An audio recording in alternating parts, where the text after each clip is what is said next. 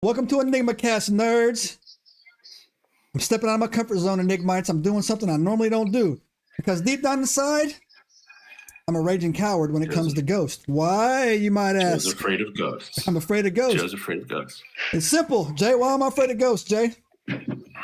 Honestly, I can't remember. Well, I'll tell you the reason I'm why. pretty sure it was because you saw one. I have.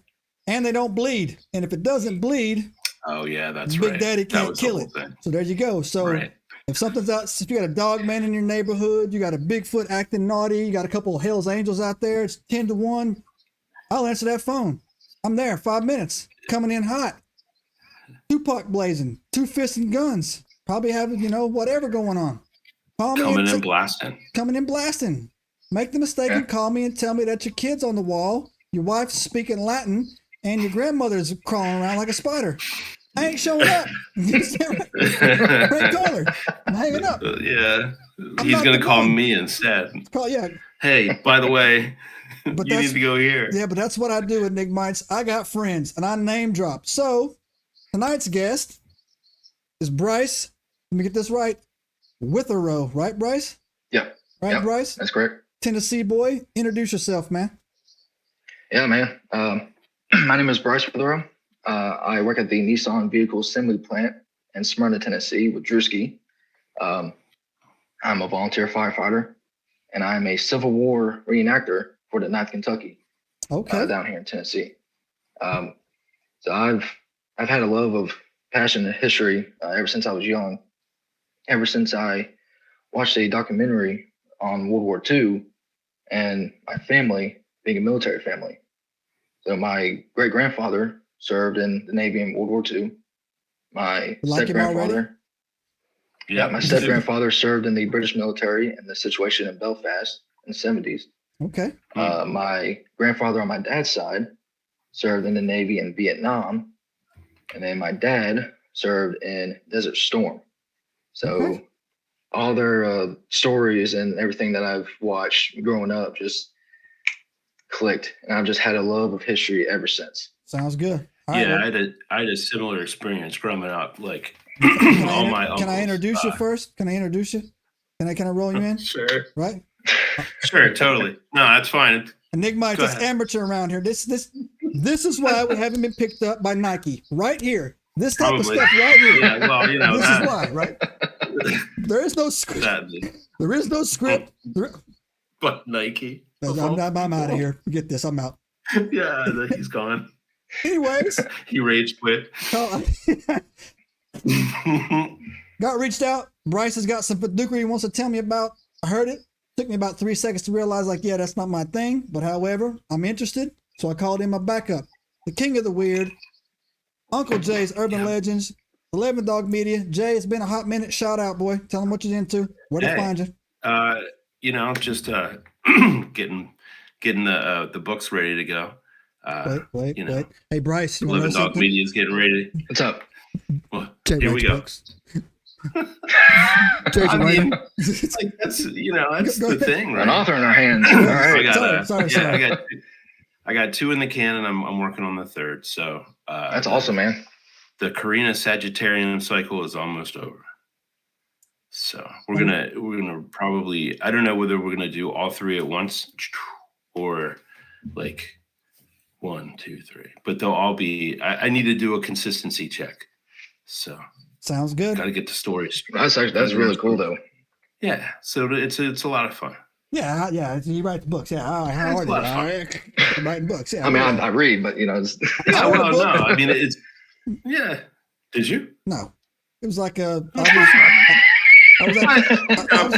at the Cracker Barrel. In all honesty, Joe, you should come and you should sit with me, and we should do the story of Joe. I was at the Cracker Barrel. The story of Joe. I was at. Dude.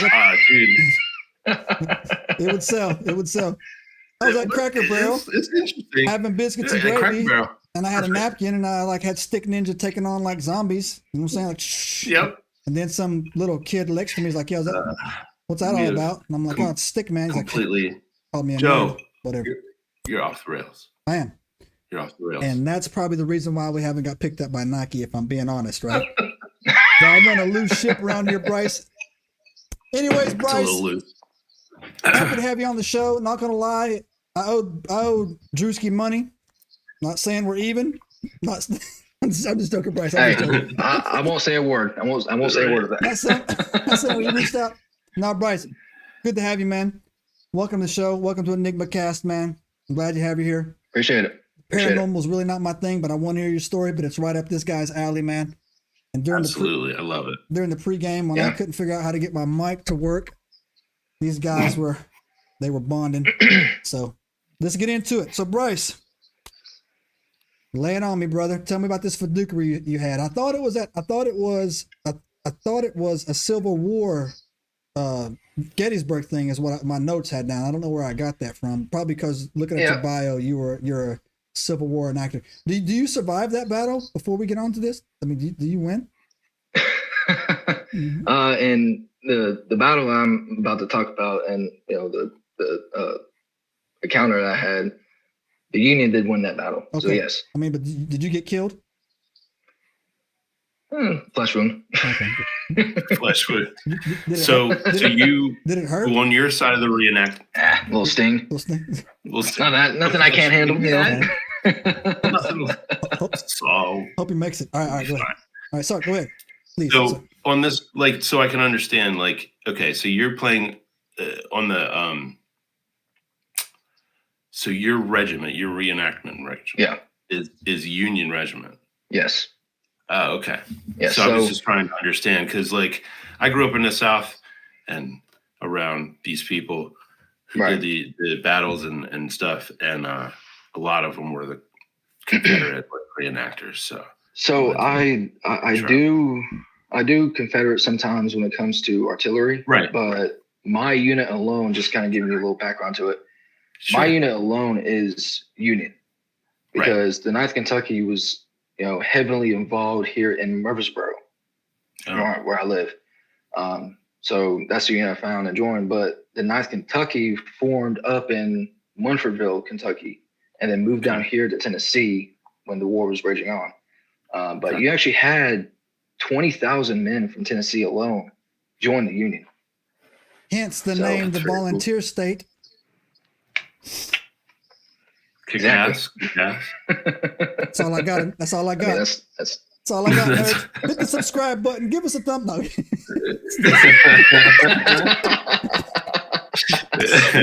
Sorry. We'll so the ghost stories and the paranormal thing has always intrigued me because I've always encountered weird stuff. My life has been strange just from the get. And weird things follow me everywhere, but I've never actually encountered a ghost or something paranormal like that. And so it always intrigues me to hear the stories because one of my good friends, I don't live that far from Gettysburg, and neither does he. And he lived in just this old farmhouse, right? And at some point, when they were fixing the house, they found bones down there, so he had to call the cops and stuff. And it turned out that and I never got the end of the story, but it turned out that house might have been part of the Underground Railroad, right? Possibly. And so they would find forks stuck in the rafters and different places of the house. When they come home, they'd leave. They come home and they find forks stuck. And these are these big, those big timber beams, right? But I've never seen anything like that. So I'm actually, glad you brought that up because the Underground Railroad, of course, started here in the South, right? With Harriet Tubman, down in Kentucky and that area, especially here in Tennessee. But the railroad led up to Pennsylvania and New York and Connecticut and the top northern states. So, I mean, it very well could be part of the Underground Railroad that I would say your buddy digged up. Yeah, so that could be a very, very well, could be a very well good possibility. Well, I mean, like I said, this whole area, we're not that far from Gettysburg, and we're right on the Pennsylvania Maryland line, right? So all kinds of shenanigans have happened in this place over the years. Yeah. Well, so after Gettysburg, part of the Federal cavalry was actually chasing Lee's army down whenever Lee was retreating from Gettysburg. So there might possibly have been some skirmishing that actually happened maybe in your area if you're around the Pennsylvania, Maryland area. So, there was a battle. There was a battle of Hanover, but it's probably nothing. Yeah. So small skirmish. It was, if I remember, I think it was only about a few hundred casualties. I read on it the other day. I just saw the statue. Like I just see the dude in the town square. I don't know a whole lot of that part of that history. My family's been in Pennsylvania for a really long time, so like I have a book of like family history and stuff, and one of them is my great grandfather fought at the Battle of Gettysburg. Like he was part of the Gettysburg like regiment and stuff, and I'm not sure exactly like which he was part of, but. So there's actually, you got the units up there, the monuments. If he was part of a Pennsylvania regiment, there is a big monument over there. It's like a big building kind of shape, dome. Has about, I think, every Pennsylvania regiment that fought in Gettysburg. I'll have to look it up in the book. Yeah, definitely I'll have to look it up in the book and find out like exactly what he was a part of. Because I'd like to go up there because it's not that far away. Yes. Yeah, definitely do it, man. Because it's okay. Yeah, when you guys are like, when I was out there walking around on that battlefield, like when you guys do that reenactment, you guys stay out on the battlefield at night, right? Yeah. Yeah, no. I actually did that at Shiloh a couple times. Nah, so down in Savannah, Tennessee. So that's deal breaker number one. Oh, look, I'm all about a good old fashioned LARPing. You know what I'm saying? Every now and then, you know what I'm saying? But at Gettysburg, this is what I do know about Gettysburg. Gettysburg is considered one of the top 3 haunted places in the United States of America. Probably one of the top 10 haunted places in the world. Enigmites. And I've actually driven past Gettysburg 3 or 4 times, and I've refused to stop. The place gives me, I don't know, man. I don't know if it's like I'm just like already had a preconceived notion about it. Yeah.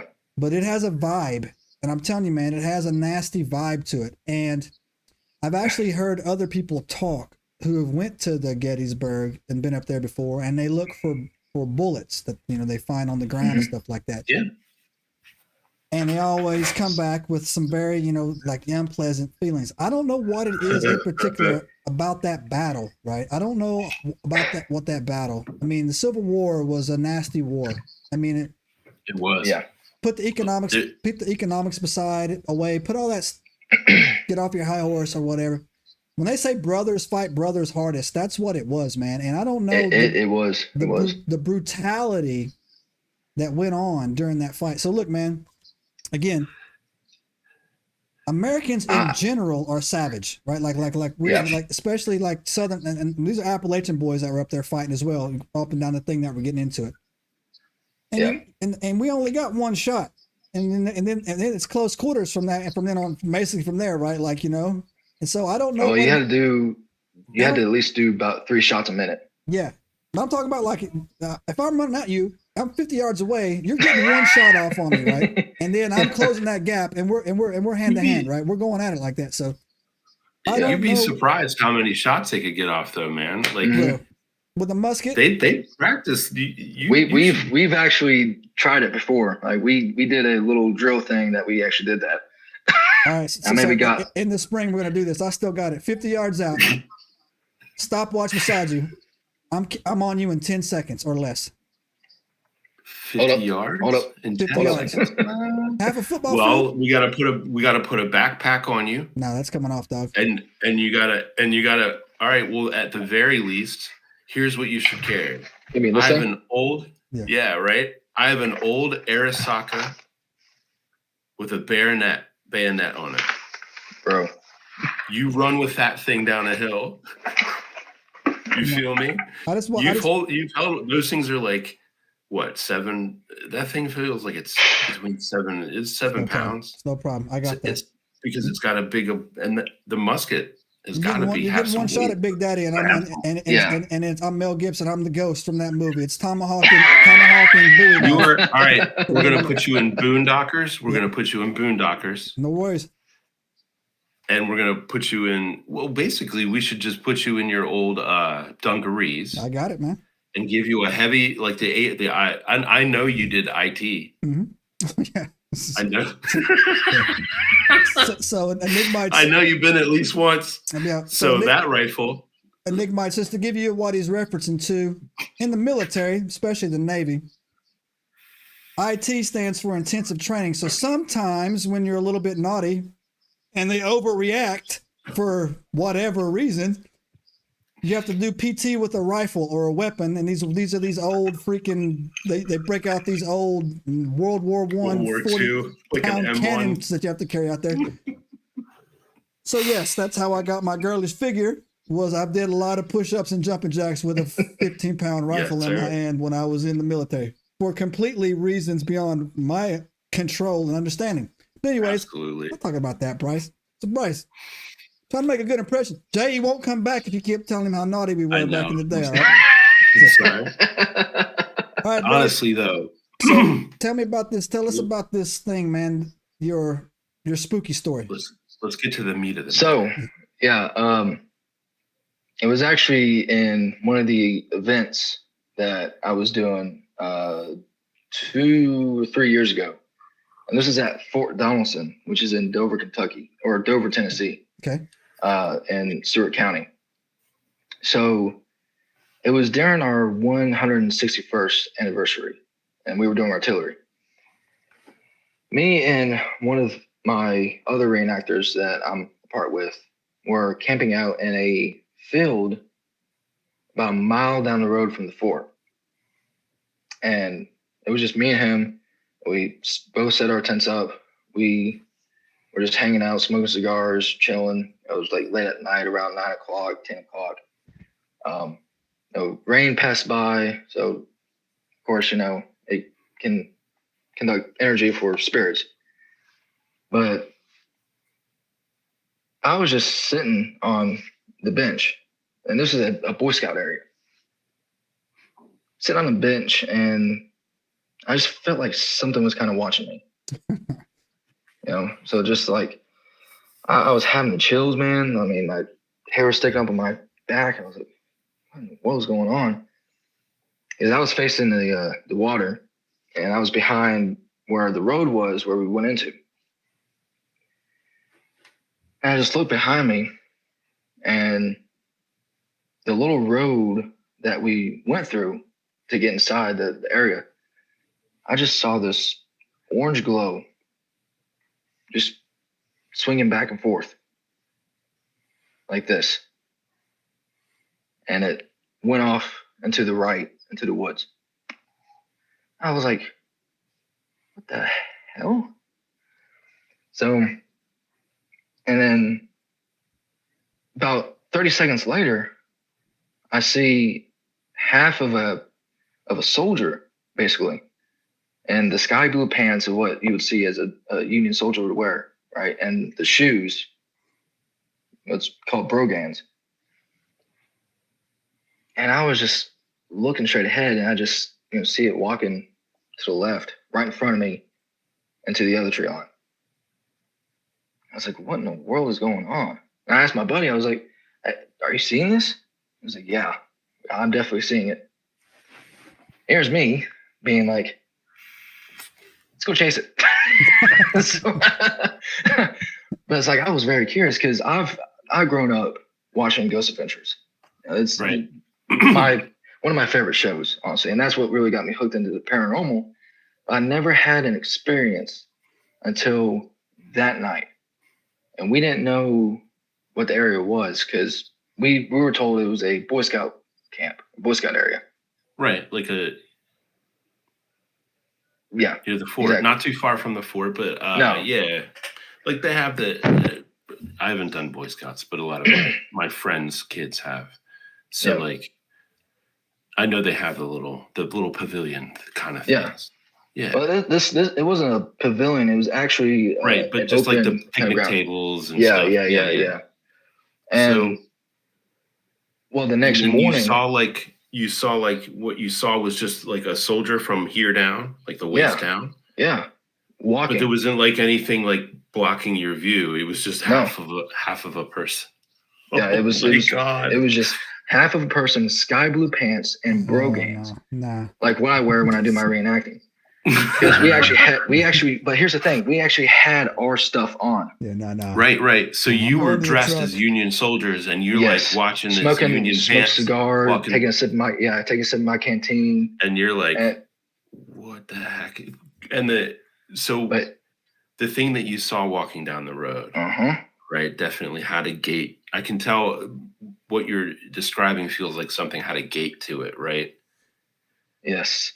But and so when they marched, I was going to ask you, when they marched, did they carry a lantern? So, or like when they would march, like would they march at night? Like I don't know enough about it to say. Not really. Well, I mean, they do march at night, depending.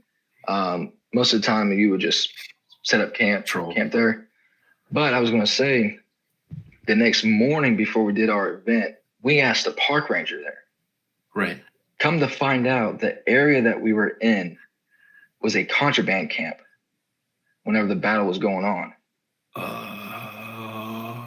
Do you know what a contraband camp is? Yeah, they would have like, that's the black market essentially. Like they would go get their cigars and their whiskey and their whatever. Where you would have African Americans, you would have Union soldiers, whatever.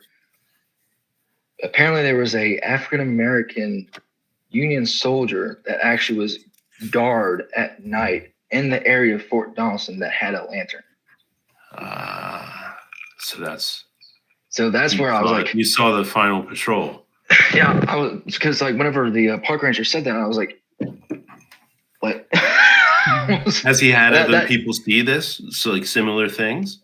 But some people have actually seen similar things over at the fort. They've actually, I've heard accounts of people actually seeing soldiers still in the fort. Mm-hmm. Yeah. Wow. Now, this battle, it was not a lot of casualties. It was actually, I wrote it down. It was about 2,000 casualties is what happened at that fort. Still, think about that for a minute. But Shiloh, 2,000. Well, I mean, not in the big scale of like, dude, the Civil War was rough, bro. I was expecting like 45, like 2,000. No. The final count was like 896,000 or something like that, wasn't it? 623,000. 623,000. All right, I was a little. Now you know how much was at Gettysburg? No, I don't. 53,000 casualties. Yeah, I thought 53,000. 55 was I was about to say. And it was no wonder. It was 13,000 killed. Okay, dude, friends of mine have just like the stories I've heard come out of people who have been like out on the battlefield at night in Gettysburg just blow my mind. Like, So I want to do that. I definitely want to do that. So Bryce, I would love to do that. So did you go into the wood line after this thing? No, it was actually private area into the wooded area, so we couldn't go through it. But seeing that though, it literally came down the road that we came through and just took off and vanished. I still don't know to this day if it was just my eyes playing tricks on me or if it was just actually the paranormal, because I'm just well the whole walking pants thing, like I have seen impossible things, and then looked to the person next to me and said, did you see that? And when they confirm it, when they say yes, I saw X, right? Like I saw pants walking through the woods. You can't deny that experience, right? No. Like both of you saw the same exact thing. So like you definitely saw what you saw. Yeah. Right? Yes. Yeah. And dude, I've been there. Like I've seen some impossible shit. And we've done enough investigations too that usually, we've looked into like a lot of things. And one of the things that we use as a determining factor about, because I get fed a lot of that never make it this far. Like Jorge people in the see this- backyard with the trash can lid. Yeah. So yeah. But when you have, so what you have going on is you have you and you have another guy there, but also too, you have a feeling first. Then you have a set of and then at nighttime in the woods, Enigmites, I got some city folks on here. I got to explain things to them. You'll be surprised at how active your peripheral vision becomes in the woods at night, right? Where actually a shadow or a flicker it's in our monkey brain DNA, man, that we're looking for a panther or a saber-toothed tiger to come outside. So when you see that, we refer to it as shadowing. Happens a lot during dusk and dawn, but also too, it can happen with what you saw, the exact opposite, where you have a light object with a darker background coming up, right? So based on that, I would say, and again, me and Jay, and on the show, we talk about it all the time. The floor is something happened. Something. We want to argue about what it was or what it wasn't, or if this out of the other, but something happened, right? Something was there. And again, For sure. We've said all the time, if you're going to just totally dismiss, ain't the channel 40, man. Pokemon Z is about 4 channels that way, man, or you can go watch something else over there. So here's my next question for you, Bryce. You're a Tennessee boy. Jay, you jump in this too, man. You're in the Appalachians up there in the northern side of it. What do you think a thing that I've been working on, not too heavily because like I said, this stuff gives me the heebs, man, but I've got some stories about people reporting things that actually turned out to be a demon pretending to be something else, trying to get you to come into those woods. So that's a reoccurring theme in the Appalachian Mountains as well. And I don't know, you said you were in Dover, Tennessee, right?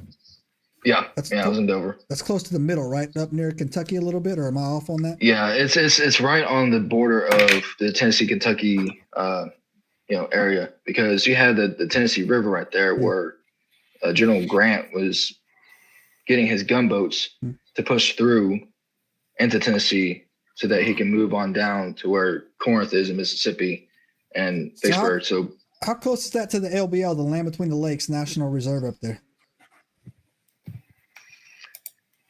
Good question. I gotta look that up. No, you don't have to look it up now. Enigmites, go look it up and put it in the comments. Go look it up and put it in the comments, nerds. Yeah, right. How close that is, man. I don't think it's that far. I think it's because I can tell you right now, the LBL is on a ley line. There is something weird about the Land Between the Lakes National Forest. I mean, they have crawler sightings, dogman sightings, Bigfoot sightings. Bigfoot and dogman have actually went to war down there. People have been massacred inside their campers down there by supposed dogman attacks. Orb activity, you just name it, man. It runs, it has a large, I want to say, active river that runs through it. Again, that's always a problem. It's a conduit as well. All right, Bryce. I mean, the river, heavy rain, stuff like that. Okay. Definitely. Yeah. So, your thoughts? What do you think it was? No wrong answer. I really think it was an actual spirit of a soldier and also an African American patroller that patrolled the ground and stuff. I really do think I did see the paranormal, in my opinion. All right. Again, I could be wrong, but from what my eyes saw, we're never wrong on this channel. Yeah. Never. Yeah. We're never wrong on this channel. Know that right now, Bryce. No, I mean, here's the thing. When you got to think like we just said, 600,000, more than 600,000 people died, right? Maybe not in this area, but there's a lot of emotion also attached to this. Oh yeah. Yeah. Right. This was a very divisive conflict. And so you have this very emotionally charged battle going on all up and down these mountains, right? All through the East Coast, right? And I know in Gettysburg, that number is crazy to me, 53,000 people. Mm-hmm. I didn't, it's been a long time since I've studied any of that history. So, like, you think about 53,000 people dying in one place. Mm-hmm. That's got to do something, right? Like, that's got to make things wibbly wobbly to begin with, right? Like, no, it definitely so, it leaves a stain. And again, so another people too, like me and Jay, we run every now and then. We run these segments where we go back and we actually correct history, right? Like we'll take we destroyed the Salem witch trials and we destroyed Christopher Columbus. yeah. But also too, if we wanted to, we could destroy the whole Civil War if we wanted to, because everybody would like to tell you that the Civil War was a simple fight over freeing slaves. That wasn't the case. That was not at all. the case. No. Yeah. Abraham Lincoln, if you go look it up, and it ain't even hard to find, said if keeping the Union together, I had to free one slave, or if keeping the Union together, I had to free no slaves, I would do it. And he didn't write the Emancipation until January of 1863. Yeah. So what happened is the South actually was getting richer than the North, and they wanted to be independent. They had their own currency. They had their own ports in South Carolina. Yep. They didn't need, and Maryland, again, you Marylanders, you were in the South. You were below the Mason-Dixon line. You weren't going with the North, right? And they just wanted to break away. So keeping the Union together, you had a lot of people. Look, don't get me wrong. Slaves are bad. I don't think at this point I gotta caveat my sentence on that. Right. Like we shouldn't have to say that, but we'll say that. I mean, it went on for centuries. I mean, of course. But there was also a lot of money involved. There was a lot of money, and also too, it was the same as the 1%ers today. The average person in the South didn't have a slave, man. How they viewed it is that they got invaded. That's how they viewed they viewed it, right? I'm actually glad you brought that up because the actual real percentage of Confederate soldiers that did not own slaves was about 90 to 95%. Yeah. Oh, I'm sure. Because the only ones that actually had the slaves were the rich or the politicians. Plantation. And most of them, exactly. Most of them didn't even fight in the war. Yeah. And we're going to dirty their hands that way. But I will tell you this though. If you go, it was never like, yes, slavery was a big part of it, but also it was about the North industrializing and the South depending on that labor force that they had, right? Yeah. So like with the coming industrialization up north, they had less. It was almost like they were going to take the moral high ground of at least we pay our slaves, right? Yeah. But it was all about economics, right? It was it always is. Yeah. What the imbalance there between industrialization and agriculture, right? The South grew that was food. Part of it, a big part of it. They did everything else, right? But I tell you, if you go and you do your homework, Enigmites, it was God's will that the North win, and won that war. And like I said, and do the right thing, because the Southern fighters were better shots, more accustomed to fighting and being outdoors and stuff like that. And if they would have had one simple, and again, you can go and study just the Battle of Gettysburg itself. South should have won, but what jammed them up is hesitation and thinking that they were the enemy was in one place and it was in the other place. If those boys would have had radios, oh my God, it would have been over, dog. Right. Quick, man. But it was God's. But it was also overthinking of Lee too. Yes. I mean, he should not have fought on the third day. Not. And again, and that's what really hurt him. But it is. But I said so. But like I said, God's plan was a good plan, and how it works. But don't ever think. And again, if you watch this channel, man, like we all like all three of us are history guys. Don't ever let anybody ever tell you that history is black and white, simple, and it's anything's done for one simple reason. It ain't even close to being that, man. And that's why I study mainly on wars, because a lot of stuff, not only just fighting that took place in wars, but a lot of politics, a lot of economic situations, a lot of different scenarios, and that's part of the reason why I love studying wars. Yeah. Yeah. It's always more complex, and that's what makes it fun, man. Yeah. It's more. What's the word I'm looking for here, Jim? Yeah, it's always You got it right. It's always more complex than you think. Yeah, it's right? not black and white, man. It's just always No, never. It's more always more to it, right? Yeah. Oh yeah. Yeah. There's always an onion there. Yeah. Right. For perfect example, man, there's stories you can go and look that in the South. I don't remember what state it is. I want to say maybe West Virginia or Virginia. Doesn't matter. Where an older brother went off to war, right? And he went off to the war. He was a Reb. He went off to the war. He had 4 other brothers who didn't agree with it. Their older brother got killed. They got mad, so they joined just to kill Yanks who killed their brother. I mean, that's how they didn't care about who won. They wanted to kill the people or people like the people who killed their brother. Right. And that right there is a layer like, I don't care who wins this war. I don't care what's going on. I'm going to kill as many of you guys. You killed my brother, right? The brother was the older ideology guy. He's like, you know what? This is the right thing to do. But that's right there, man. That's when you drill into it, man, when you drill into history, man, you get into the individual's, personal take on it. It changes things, right? Because I got to admit, man, like, if something jumped off, I'll just use this hypothetical, man. If the European Union ever decides to come here we go. Decides to come to America, right? and come to America. Red Dawn. We're gonna do Red Dawn again. Yeah, but if you start dropping Americans, right? Then we're gonna have problems, right? Be the revolution all over again. Yeah, it would be very, very, very unlikely for anyone to try to attack the continental United States. No. That would be really They can dumb. try, but they'll fail. It would be dumb. It would be really dumb. Yeah. Just saying. One Chances are, if anything, we're going to be attacked from within. And when I say that, I don't mean by Americans. Like, there are bad actors in America right now, like, trying to do things. That's why we have the FBI, for Christ's sake, right? That's their whole freaking reason for existing, is to track the people down who infiltrate the United States and try to, like, do messed up stuff.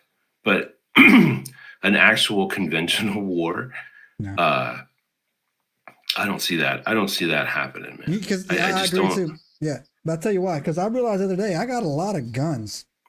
Like, so, you and pretty much everybody else. Yeah. So, like, I kind of feel like I said, everyone has seen Red Dawn at this point, at least once, because the first one or the second one of them, they know that these idiots over here are just going to shoot whoever comes over here anyway, if they even get that far. So, I was looking at my spread, Bryce, and I was like, yeah, I think I got to stop. Like I got to chill for a minute. Like, I was like, why do I need this one? Right. So anyway. Right. So Bryce, man, that right there that's the only kind of bro. Yeah, so I've been on several other battlefields, like in Perryville, Kentucky, Shiloh, and Savannah, Tennessee, Stones River multiple times. But the only encounter I've had was at Fort Donelson. And which I'm honestly surprised I didn't have an encounter in Shiloh, because Shiloh is one of the bloodiest battles that took place during the war. Shiloh was with 23,000 casualties. Yeah. And we actually camped out in one of the bloodiest fights in that area. And so in Shiloh. Nothing happened. No. And there's a sunken road that was part of the battle. Because you have one in Antietam in Maryland. But then we have several sunken roads, but you have one in Shiloh, close to where a gun battery was located. And we actually, at night, this is actually at night, me and a few of the other guys, would just walk down the sunken road, basically, to look at the paranormal. Right, to see if anything would happen. Yeah, but it was like, I felt. Yeah, sure. Were you in uniform? I was in uniform, yes. Okay. I was just curious, because recreate the conditions, right? Yeah. It's like I felt, like something was watching me and stuff, but nothing. And still one of the bloodiest fights. It's actually called the Hornet's Nest. Yeah. If you ever get a chance to look it up, look up, the Battle of Shiloh and stuff, and look at the Hornet's Nest, the area I'm talking about. You'll see why it's called that. It sounds familiar. It's been a long time since I've looked at anything Civil War related, so you'll have to excuse my ignorance on that one. But no, you're good. I do remember Shiloh being one of the big, Shiloh and Antietam being a couple of the big, bloodier battles. Oh yeah. All right. So The things that I've heard coming out of Gettysburg, though, like I've heard people going out there at night and just kind of walking the trails, because there's just, I don't know if you've been there, but there's like all these kind of little trails and stone walls and little battlefields everywhere. I've been there. I went there years ago, like 2013-ish, 2014. So people report all kind of crazy stuff. One report I heard was just a field of eyes looking back. Yeah, I've heard of that. Right? People have submitted videos from Gettysburg, dash cam videos that I didn't. Like I said, I gave him a T-shirt. It's like, hey man, it's not, give him a T-shirt. It's not my thing, man. Paranormal's not really what we dive into to get into that level. I'm not a ghost hunter by any means, right? But you could see full-blown apparitions like appearing like in the woods around cannons. I guess they have have cannons out there or whatever still that they were looking at, right?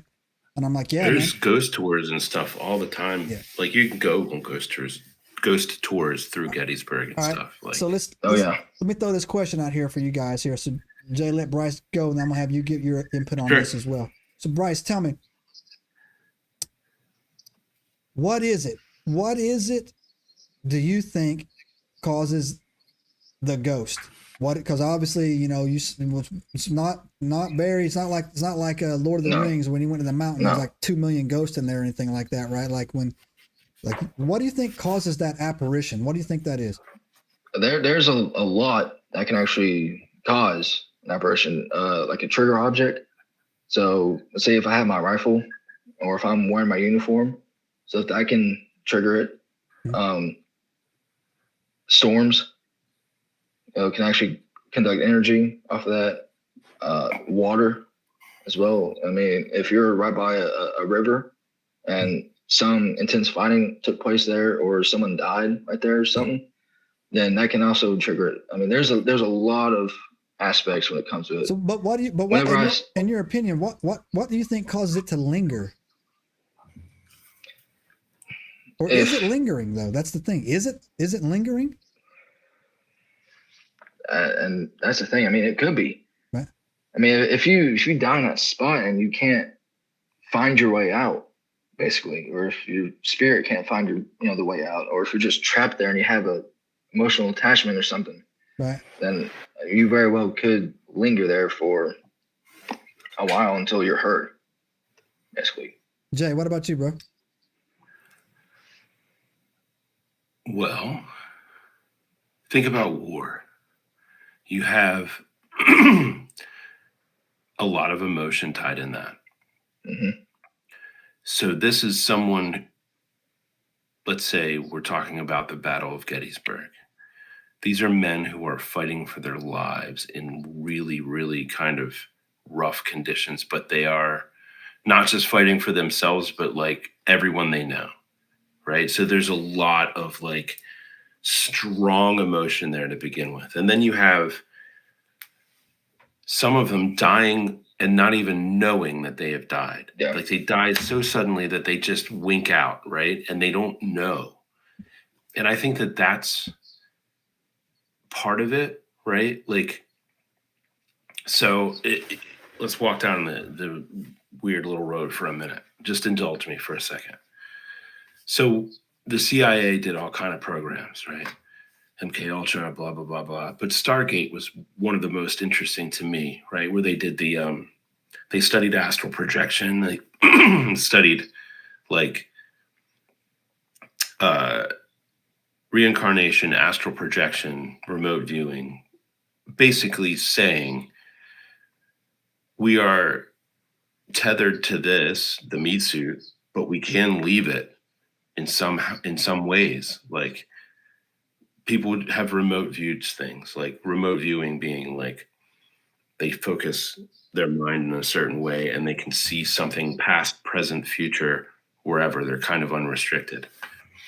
And so all this stuff coming out, right, from all of these releases is kind of leading us to believe that there is something to the whole soul thing, right? Like that is actually a kind of a thing, or at least this ability to not be completely and utterly enclosed in this body, right? So if those things are kind of true, then who's to say that unexpectedly dying wouldn't allow that piece of you to stay behind? And if you're stuck in that loop and this is where you think you are and you just keep repeating that loop, that last loop of yours, I mean, let me pick up that thread, Jay, and piggyback on that sure. with a question, man. So do you think that it's the full consciousness, or just like a slide, like a Polaroid, like an energy slap, right? Like or on these type of situations? Because where I grew up, man, there's a lot of orb activity, man, where people see orbs in people's houses, right, going up and down. And Bryce, it's all over Tennessee, and Jay, I'm sure it's up there. Oh yeah. So the question I've always had, man, is that if that is a spirit of some sort that was in there, is it the full spirit? Because people all will say that, they hear the same shit, like something the same stuff walking down the hallway. Like I hear something walking down the hallway, and it's just down the hallway, but it's never matriculates into any other part of the house, right? Well, if we're talking about holograph theory, right? Holographic universe theory, right? Each segment of time, temporal segment, when we call it a second, a microsecond, or whatever, is a frame, right? Right. So if this thing is trapped, like you just said, like a Polaroid, but like a temporal Polaroid, a time Polaroid, where it is stuck in this geographical like frame of area, a movie, right? Like a frame. Like it's a repeating stuck frame, right? Where under certain conditions, that temporal frame repeats, and what you see is an apparition of the event that happened there. Now it's a couple hundred years ago, 175 something, right? So Bryce, almost 200 years ago, right? And you see this repeating segment of frame where they died, they didn't know they were dead, and they're still repeating the same stuff over and over. And then it stops at a certain point when the energy dissipates.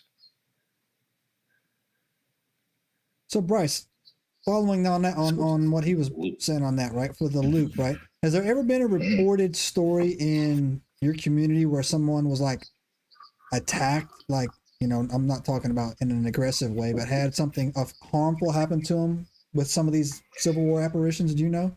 I wouldn't say harmful, no, but maybe a little scratch or a tug or something like that nature. Because I live close to Stones River here in Murfreesboro, which is, again, one of the bloodiest battles. Of course, at night, especially in the square here in Murfreesboro, because there was a little bit of fighting in the square before Stones River or after Stones River took place. But I know we do a lot of ghost tours here in my area, but at Stones River, though, I mean, if you investigate at night, you can have experiences of that, where somebody's pulling on your shirt or scratching you or something. But also hear cannon fire, musket fire, flutes, drums, men screaming. That's gotta be hard. Oh yeah. No, especially in one area that is called the Slaughter Pen, which is a rocky area.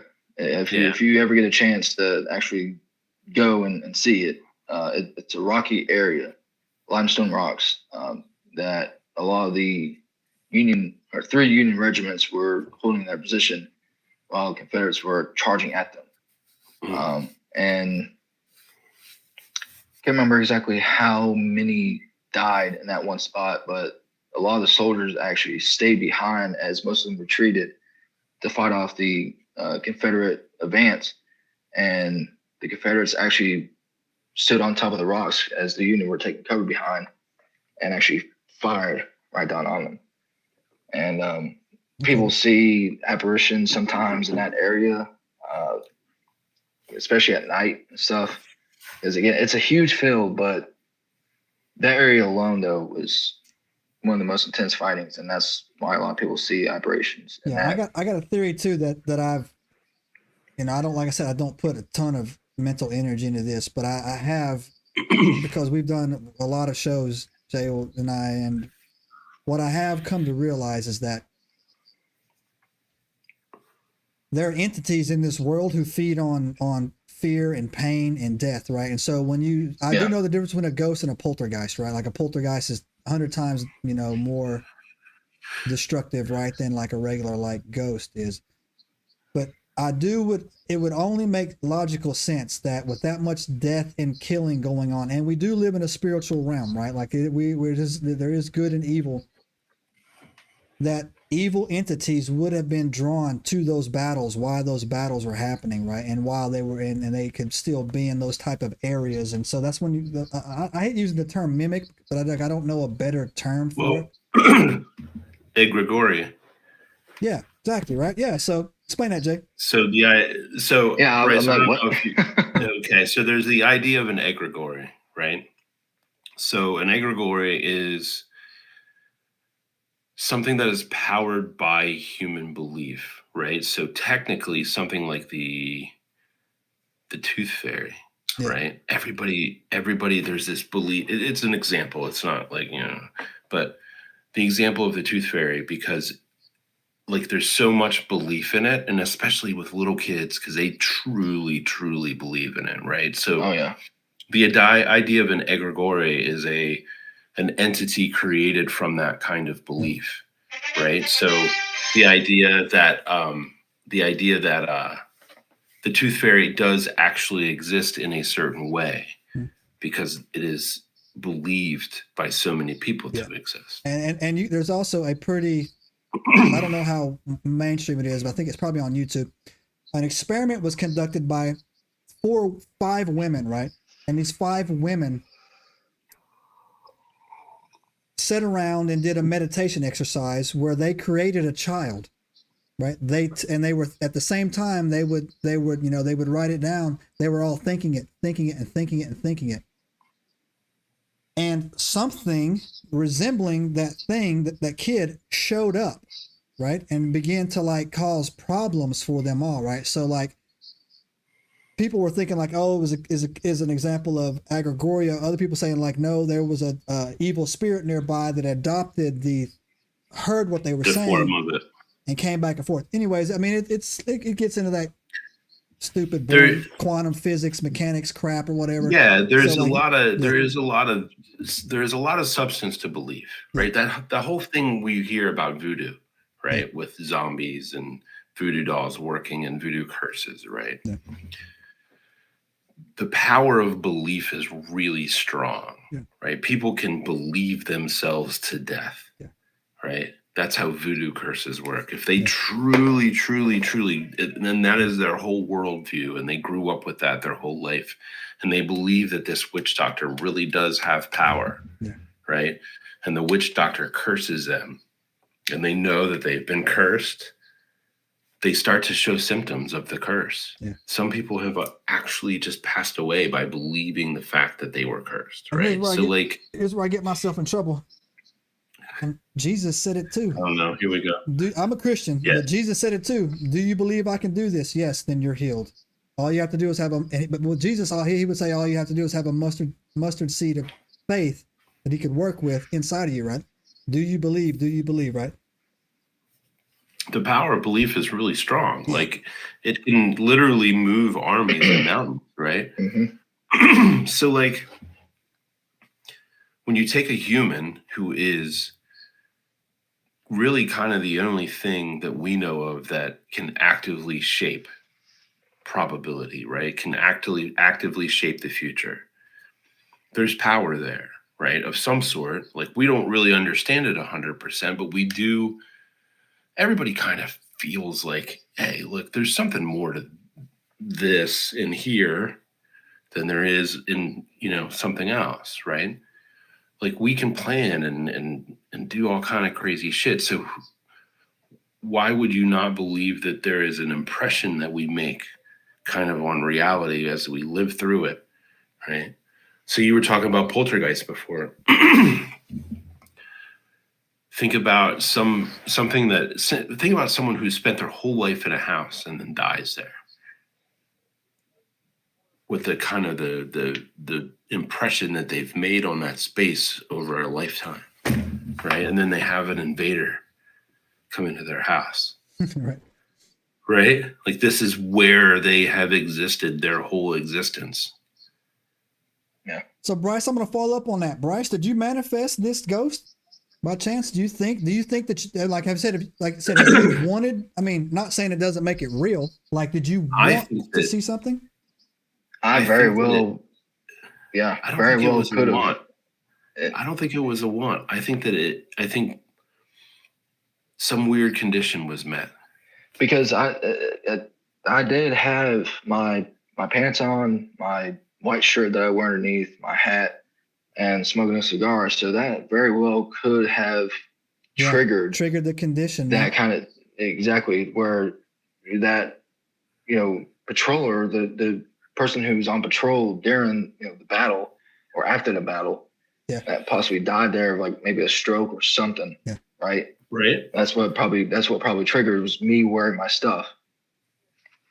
Yeah, because I mean, to close this out, because we're running out of time here, but to close this out, man, is that a lot of people are talking about, like, we do everything on this channel, but a lot of people are talking about how they're mentally calling UFOs to them. Have you heard about this, right? A little bit. So, like you said, you and your full kit, me and military people watching this know what we're talking about. Like, you and your Enigmites, a kit is when you're in your proper attire. In your full kit, sitting there. You probably, man, you said it just rained, right? It rained a little bit, but we were also right by the river too. Yeah. So we were camping. So here's the tents. The river was like literally right there. Yeah, you must recreate the conditions, man. You know what I'm saying? And then, like, it would be interesting to see what the conditions were like whether it was raining or like. And actually, it's funny you actually brought that up, because in the battle it did rain a day before it started, or a day or two it started. Right. And then it was actually, how it's been warm and cold and stuff down here. Mm-hmm. So it was warm that week, and then it dropped down to like the 20s, whatever, on the 5th day of the battle. Okay. So, and that's how it was. Well, Bryce? Yeah. That was. I think you experienced the quantum loop. Yeah, you definitely came across something there, man. I'm like, so good story and good little history lesson. So you got to agree to come back, man. You're got to come back and like talk to us some more, man, and get it on there too, right? We're keeping our segments at 55 minutes, man, or like an hour tops, because humans can't, whatever. Humans can't pay attention. But yeah, Bryce. Good story, man.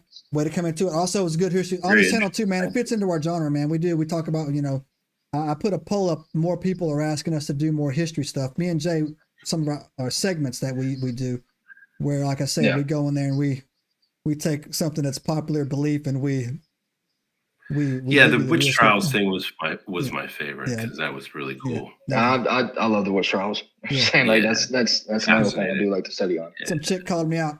She had purple hair, and I had to get involved. Anyways, nerds, if you want to see that, jump into the archives, EnigmaCast archives, dig in there and look for it. Digging in, I can't remember the number, but it's in there somewhere. Bryce Witherow, thank you for coming on the show, buddy. I want to have you back on again if you need to come on. Uncle Jay's Urban Legend. Jay, where can they find you, boy? You can find me at 11 Dog Media, 11dog.com or 11dog.media. There it is, right there.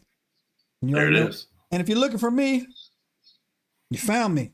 Because I'm working on we being already more, know where to find. I'm working on being more confident. I'm working on, being out there a little bit more, believing in myself some more. So do me a favor, losers and nerds. If you stuck around this long, hit the subscribe button.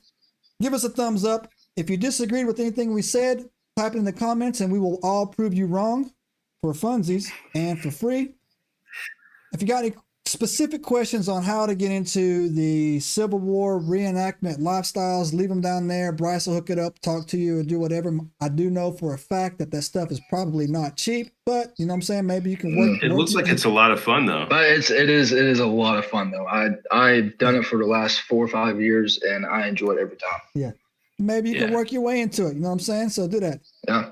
Anyway, so you know how we do around here. Bryce, Jay, everybody, nerds. That's all you get for $1. And we're out. That's all you get. Subscribe now and turn on the notifications to join us on this extraordinary journey into the unknown.